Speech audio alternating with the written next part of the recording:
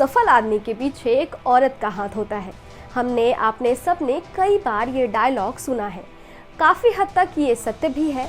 आज साहित्य तक के जश्न आज़ादी के इस कार्यक्रम में मैं अदिति शाह आपको सुनाऊंगी उस महिला की कहानी जो अगर नहीं होती तो शायद मोहनदास करमचंद गांधी महात्मा नहीं होते, बापू नहीं होते, राष्ट्रपिता नहीं होते।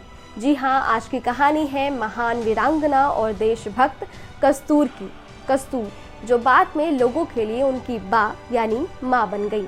कस्तूर का जन्म 11 अप्रैल 1859 को गुजरात के पोरबंदर में हुआ था। कस्तूर की माँ का नाम व्रज कुंवर बा कपाड़िया था जो एक हाउसवाइफ थी। उनके पिता गोकुलदास कपाड़िया अनाज, कपड़े और कपास के जाने माने व्यापारी थे। कस्तूर अपने माता पिता की तीसरी संतान थी।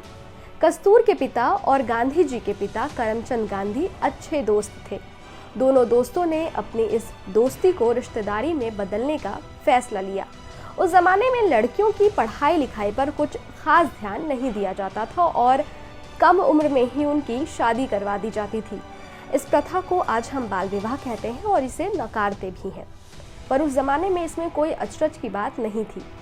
मोहनदास और कस्तूर की शादी भी इसी प्रथा के तहत हुई थी और जब वे केवल 7 साल के थे तभी उनकी सगाई करवा दी गई और 13 साल होते होते उनकी शादी करा दी गई। ये साल 1882 था जब कस्तूर और मोहनदास की शादी हुई थी। कस्तूर उम्र में मोहनदास से 6 महीने बड़ी थी। कम उम्र में हुई ये शादी दोनों के लिए किसी खेल की तरह थी। शादी की जिम्मेदारी को समझने के लिए दोनों काफी कच्चे थे। एक बार बापू ने कहा भी था कि उस वक्त उनके लिए शादी का मतलब था नए कपड़े, खाने के लिए मिठाइयाँ और रिश्तेदारों के साथ मजे करना। कस्तूर को तब तक अक्षर ज्ञान नहीं था। उन्हें पढ़ाने लिखाने का जिम्मा मोहनदास गांधी ने अपने कंधे पे लिया, लेकिन पढ़ाई लिखाई में कस्तूर का ज़्यादा मन नहीं लगता क्योंकि उन्हें घर के कामकाज भी निपटाने होते थे। दोनों की शादी तो करा दी गई थी, लेकिन ये शादी दोनों को किसी मुसीबत से कम नहीं लगी। शुरुआत में कस्तूर के प्रति मोहनदास का रवैया बिल्कुल भी अच्छा नहीं था। वे कस्तूर पर नजर रखते थे, उन्हें ताना देते।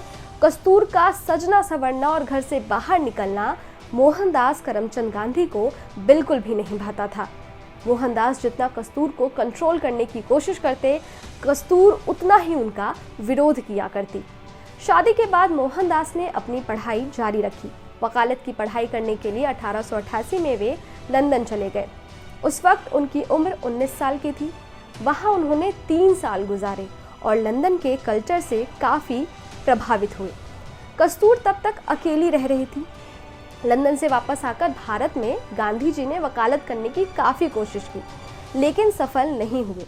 इसी बीच मोहनदास को दादा अब्दुल्ला ने साउथ अफ्रीका में वकालत करने का प्रस्ताव दिया, जिसके बाद वे 1893 में 1 साल के कॉन्ट्रैक्ट पर साउथ अफ्रीका चले गए।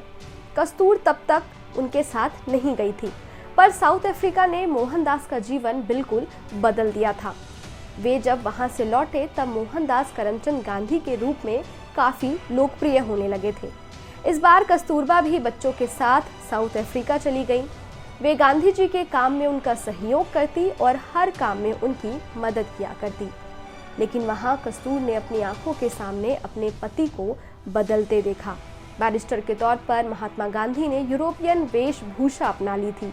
वे कस्तूर पर वहाँ की वेशभूषा अपनाने का दबाव डालते। इसी तरह वे चाहते कि समाज सेवा के उनके जुनून में कस्तूर भी उनकी मदद करे। साउथ अफ्रीका में गांधी और कस्तूरबा के बीच एक भयानक झगड़ा हुआ, जिसका जिक्र गांधी जी ने अपनी आत्मकथा में किया है। दरअसल गांधी जी के घर पर एक मेहमान आया था, जिसका टॉयलेट साफ करने के लिए उन्होंने कस्तूर को मजबूर कर दिया। गांधी के इस रवैये से कस्तूर गांधी जी के सामने फट पड़ी। गांधी जी को इतना गुस्सा आया कि उन्होंने कहा, अब बहुत हो चुका। दोनों के बीच बहस होने लगी। बहस इतनी बढ़ गई कि गांधी जी ने कस्तूरबा से घर से निकल जाने को कह दिया। गांधी यही नहीं रुके, वे कस्तूरबा गांधी की बाह पकड़कर घर से बाहर निकालने लगे।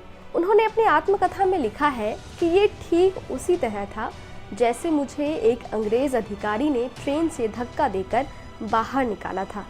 कस्तूरबा की आंखों से लगातार आंसू बह रहे थे।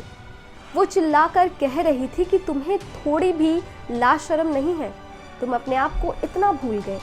मैं कहाँ जाऊंगी? तुम सोचते हो कि तुम्हारी बीवी रहते हुए मैं सिर्फ तुम्हारा ख्याल रखने और तुम्हारी ठोकरें खाने के लिए हूँ।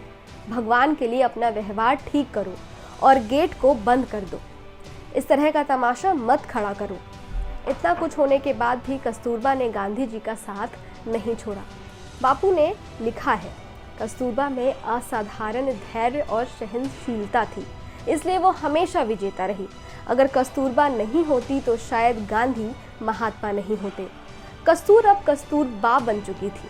साउथ अफ्रीका में गांधी जी को भारतीय होने के कारण भेदभाव का सामना करना पड़ा।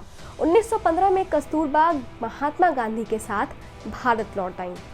यहाँ स्वतंत्रता आंदोलन में उन्होंने गांधी का साथ दिया और एक वीरांगना की तरह लड़ी। और जब भारत लौटकर उन्होंने देश के आज़ादी आंदोलन की कमान संभाली, आश्रम बनाए, छुआछूत से लड़ाई लड़ी, तब भी बा हर कदम पर उनके साथ थी। जब सविनय अवज्ञा आंदोलन किया तो कस्तूरबा उनके कंधे से कंधा मिलाकर खड़ी हुई।